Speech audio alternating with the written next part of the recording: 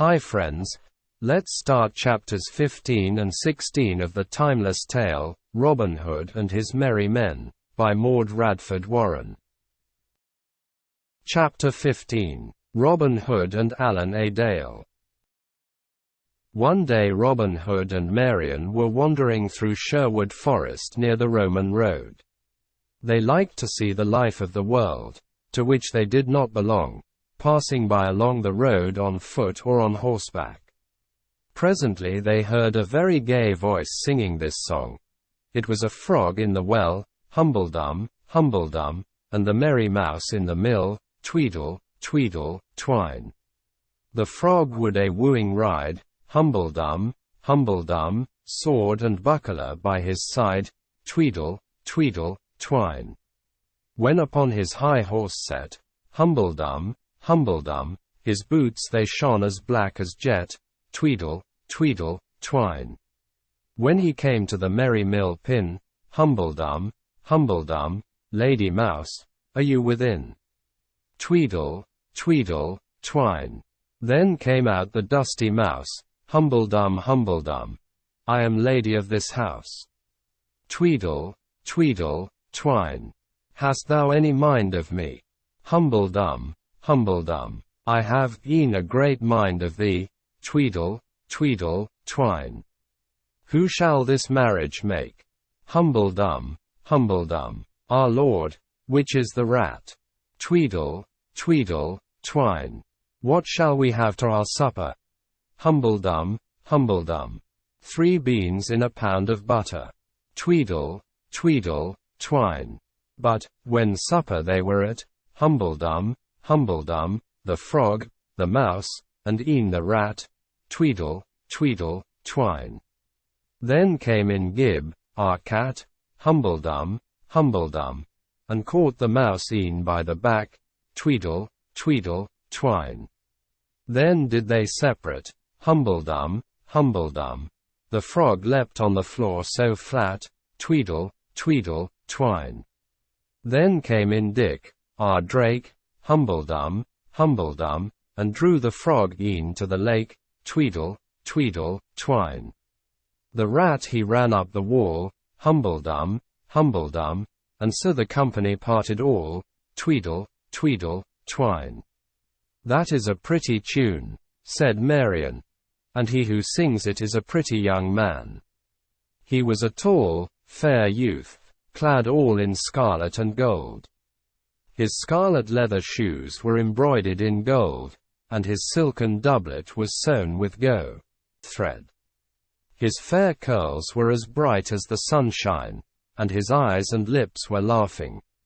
I have seldom seen a happier face, said Robin. I wish him good fortune.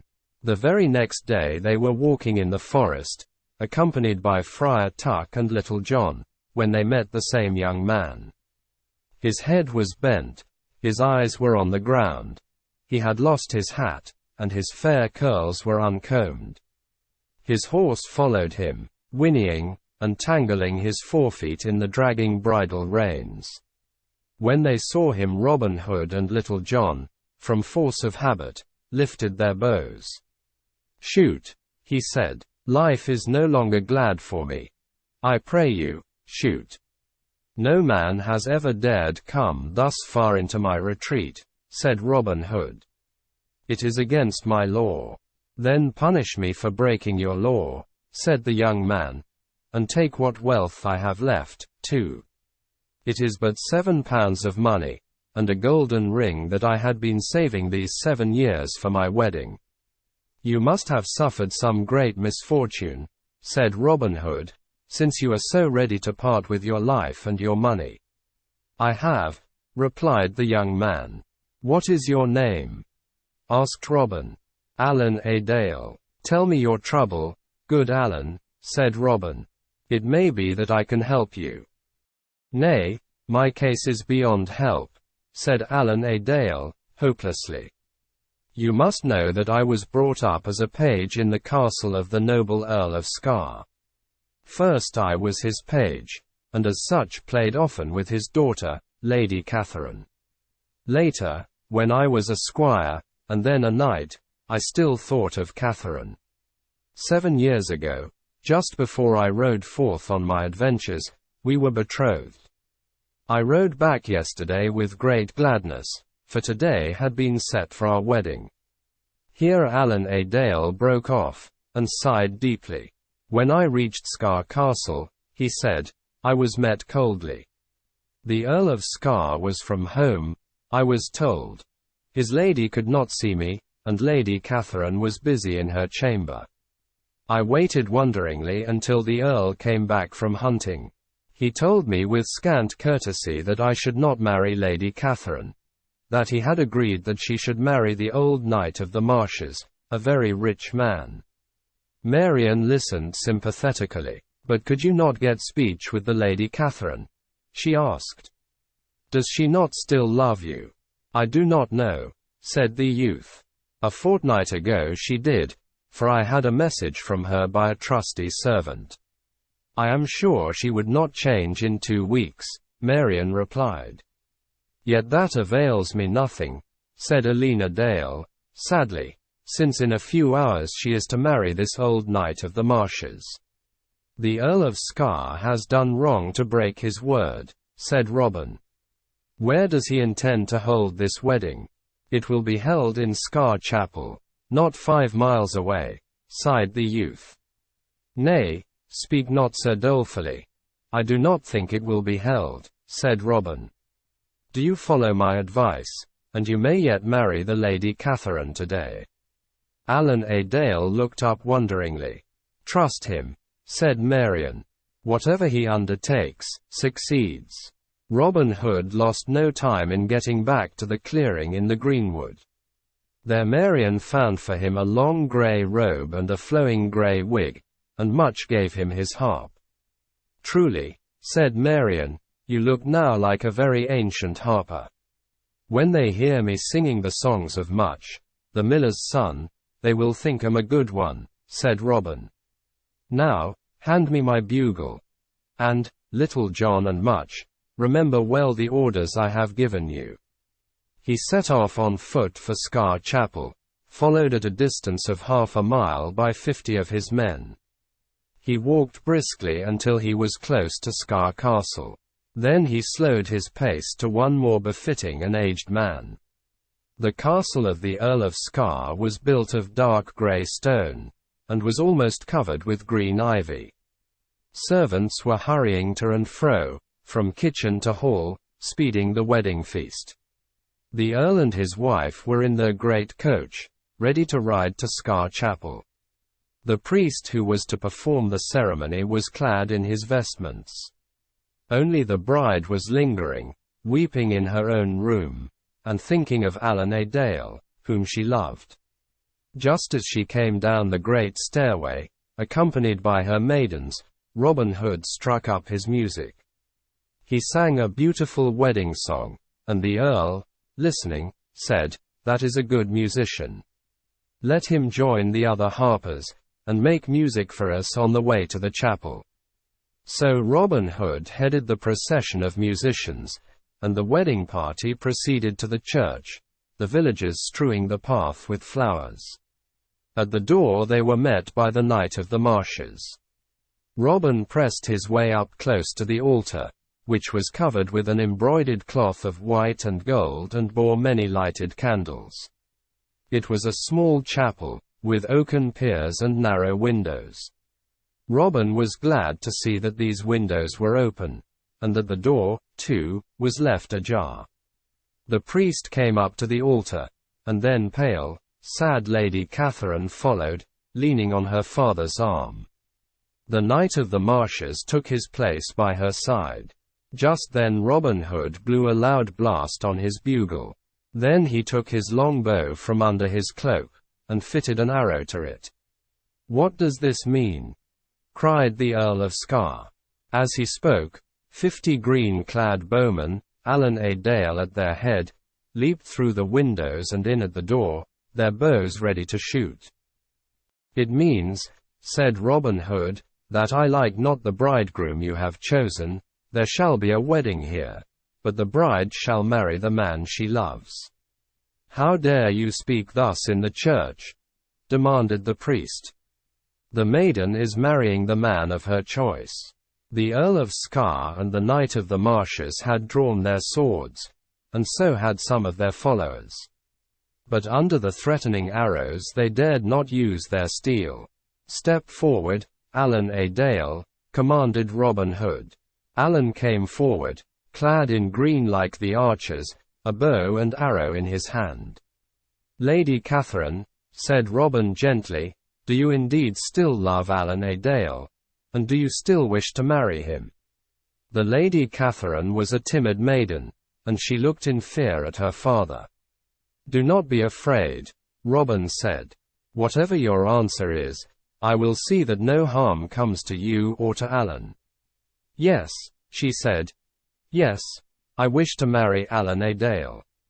"That is enough," said Robin.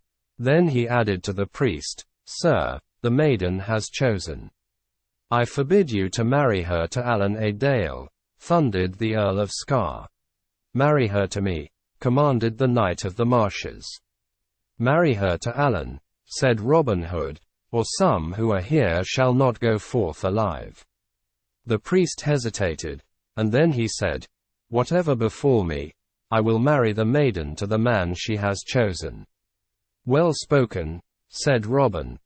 "If the Earl of Skye attempt to punish you for doing your duty, I shall see that he suffers for it. Begin, good father. I shall give away the bride." The priest married them, his voice trembling, for he was afraid of the two lords. Lady Catherine's voice also trembled, but Alan a Dale called forth his responses loudly and happily. When the marriage was over, Robin Hood said to Alan a Dale, "Take your bride, and mount her on the white palfrey without.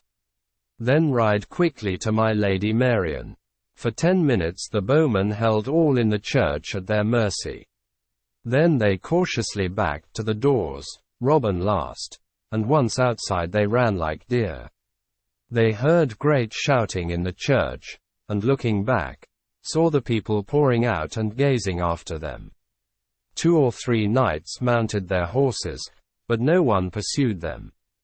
They ran until they were quite out of danger, and then walked briskly to the clearing in Sherwood Forest. They there found Alan a Dale and his bride seated at their wedding feast. "Welcome," cried Robin Hood. "Here you shall stay with us until Robin Hood has got the king's pardon. Then shall you go to the king's court in London. And now, let us share in your feast." "And well do you deserve to," said Lady Catherine, timidly, "for you have this day made happy 2 people who, but for you, would have been very miserable." End of Chapter 15. Chapter 16. Robin Hood's adventure with the king. Robin Hood's power had wonderfully increased. The common people often came to Sherwood Forest for his advice, preferring his judgment to that of the sheriff. Whenever a poor person wanted food or clothes, he asked Robin for them. The sheriff sent many complaints to the king in London, but the king paid no attention to them. For the most part, he was engaged in war, and had no time to waste in pursuit of an outlaw. Besides, he was rather amused that an outlaw was the real master of Nottingham instead of the sheriff. Some of his courtiers urged him to send an army to punish Robin Hood. "That would be foolish," said the king. "They say his band has increased to fully 200. If I sent down 200 men who do not know Sherwood Forest, what would happen? They would all be shot in pieces while they were trying to find paths through the woods." "Then send 1,000 men, sire," suggested the courtiers.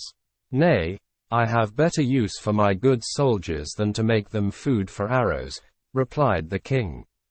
"But, your majesty," they persisted, "Robin Hood takes their money from those rich people who, according to him, have dealt unjustly with the poor. In faith, he must have robbed many of the rich," laughed the king. "He has, and soon we shall all be poor." "Nay, that day is far off," said the king lightly.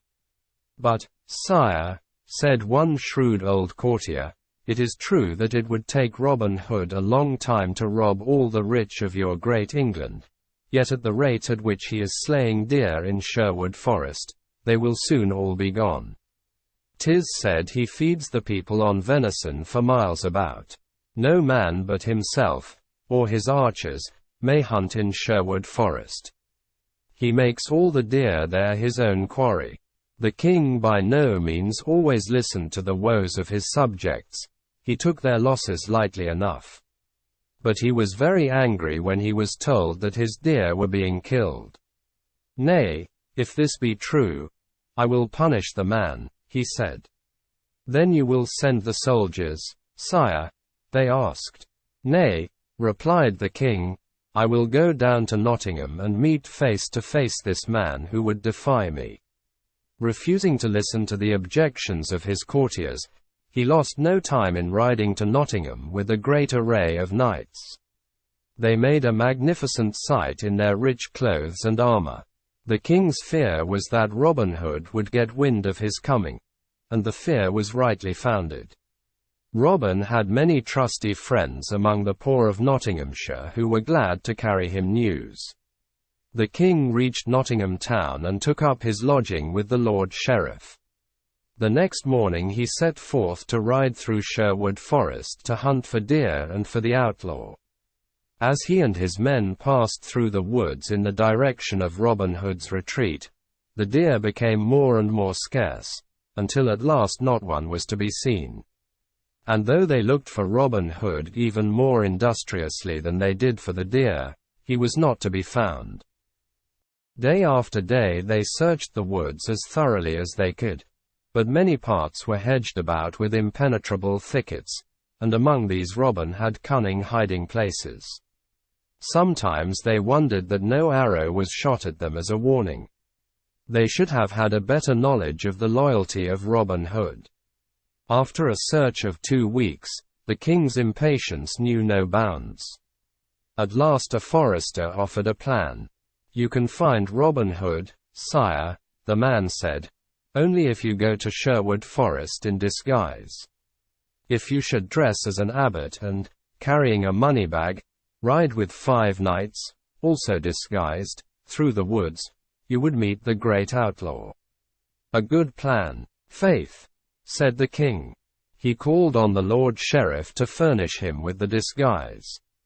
Over his royal doublet he put an abbot's long cloak, and on his head a broad hat. Then, followed by 5 men all soberly clad in grey robes, he set off for the greenwood. He had gone some 3 miles from Nottingham, and had struck into the forest, when, at a turn in the path he was taking, he saw a company of men clad in green coats and bearing long bows in their hands. At their head stood a tall, fair, handsome man with laughing eyes. He strode to the king's horse and took it by the bridle. "Sir Abbot," he said, "by your leave, you must bide for a time with us. We are men, sir, who live on nothing but the deer in the king's forest, and as you have plenty of money, we must ask you to give us some for the poor." "By my life," cried the king, "there are many of you, and I have but 40 pounds. I have spent the last 3 weeks with the king in Nottingham, where I have given much money to many a good lord. Nevertheless, if I had 100 pounds, I would give it to you freely." "That is spoken generously," said Robin. He held out his hand for the king's money bag. Then he poured the shining coins on the green grass, dividing them into 2 parts. "Here, Little John," he said, handing 1 share to his huge follower, "put this in our chest from which we dispense alms to the poor. Sir Abbot," he said with a low bow, "I give you back half your gold, and I trust we shall meet again." "Gramercy," was the reply, "and as I am greatly in the king's favor, I bid you in his name to dine with him at Nottingham." As he spoke, he drew aside his robe a little, and showed the king's great seal. Robin Hood bowed again. "I love no man in the world so much as I do the King of England," he said. "I welcome the sight of my lord's seal, and, Sir Abbot, in sign of the honor offered me, I beg you, for love of the king, to dine with me today under my trysting tree." "Gladly will I," replied the king. His 5 followers exchanged anxious looks, but their lord gave no heed. He allowed himself and his men to be blindfolded, and then they were led through a twisting path into Robin Hood's great clearing. One of the bowmen had run quickly to tell Marian that guests were expected, so she had already silver basins of perfumed water and sweet linen towels. Then they were led to a table spread with a fair white cloth. The king smiled when he saw that the meat consisted chiefly of his own venison. He had never tasted better cooked food, he said. Robin Hood and Marian did the honors, while the bowmen who waited on the table were prompt and quiet. When the king saw how readily Robin's men obeyed him, he said to himself, "Faith, I would my subjects were as quick to do my bidding." After the meal, Robin proposed that his men should show their skill in archery. So they set up a willow wand with a rose garland twined about it, at which they were to shoot from a very considerable distance. The king shook his head. "You are too far from your mark by 50 paces, he said. "Not so, Sir Abbot," replied Robin. "Most of these men will hit the wand. Anyone who fails to hit either it or the rose garland shall yield up his bow and arrows, and shall receive a blow on his bare head." Then Robin shot first, splitting the wand. Little John, Much, George A. Green, and others followed, all coming within the rose garland. The king expressed great surprise. Then he asked Robin to shoot again. This time the great outlaw was careless in his sighting, and for the first time in his life he missed the mark. "Ha, master," laughed Little John, "now must you receive a buffet on the head." "If so," said Robin, "Sir Abbot here must bestow it." "Right gladly," said the king with a grim smile, for he was a strong man. He turned up the sleeve of his abbot's gown, and gave Robin Hood such a blow that Robin fell full length on the ground.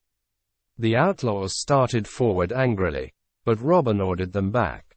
He rose slowly to his feet, and then he knelt on one knee and bowed low to the king. "Sire," he said, "when you rolled back your sleeve, I saw the insignia of royalty. I crave your mercy. I am, as I have ever been, your loyal subject." When he said that, all the bowmen fell upon their knees, and Marian bowed very low. "Rise, Robin," said the king. "I believe you are a true and loyal man. I am safe here in your hands with my men." "Sire," said Robin, rising, "no man here would hurt you in the slightest." "You are a good host, Robin," returned the king, "and a good hunter. I forgive you the killing of my deer, but I must command you to be more sparing of your shooting in the future." Robin smiled. "Nay, sire, we have never killed needlessly," he said. "We differ about that," said the king dryly. "But now, in order that I may be sure about the welfare of my deer, I bid you back to my court." "Back to your court, sire?" cried Robin. "Aye," replied the king, "I restore you your estates that were forfeited. I take from you the ban of outlaw. You are again Robert, Earl of Huntington. I will lay commands on Lord Fitzwalter to forgive your lady, his daughter. What more I and the Queen can do to make your life happy in the court shall be done. And," continued the king, a little impatiently, "I am not wont to see my favors received with such a grave face, my Lord of Huntington." Robin fell on his knee. "Sire," he said, "I am indeed grateful to you. I was but thinking." "And what were you thinking, my Lord of Huntington?" asked the king. "I was thinking that our lives are very simple and happy here, sire," returned Robin, in a low voice. "We commit no sins in the forest. We live in peace with those who are good, and pity and punish those who are evil, and we help the poor. My liege, is there any court in all this broad land of which one can say so much? The king sighed. In truth, my lord of Huntington, he said, or Robin Hood, as I see you would fain be called, there are often sin and treachery at court. I lay no commands on you. Choose you then what you will, or let the Lady Marian choose. Sire, said Marian, bowing low, I am very happy here in the forest with Robin. Then you will stay here, Robin Hood? Asked the king. Sire, said Robin with a bright smile, if you will grant us safe conduct, Marian and I and 70 men will come on a visit to your court. But after that I must e'en return to my home here and shoot the king's deer as has been my habit. Then the outlaws escorted the king and his party back to the Roman road. After they had parted, Little John was so excited at the honor that had been done him that he forestalled Much, who would have sung for the bowmen. This was Little John's song. Robin Hood, said Little John, come, dance before the queener, in a red petticoat and a green jacket, a white hose and a greener. End of chapter 16. Thank you for watching. Hope you have enjoyed chapters 15 and 16 of the audiobook, Robin Hood and His Merry Men, by Maude Radford Warren. Please watch the next episode. Do not forget to comment, share, like, and subscribe to the video. Also, visit our channel, www.youtube.com/@weaversnest. For more information, visit the website, www.weaversnest.org.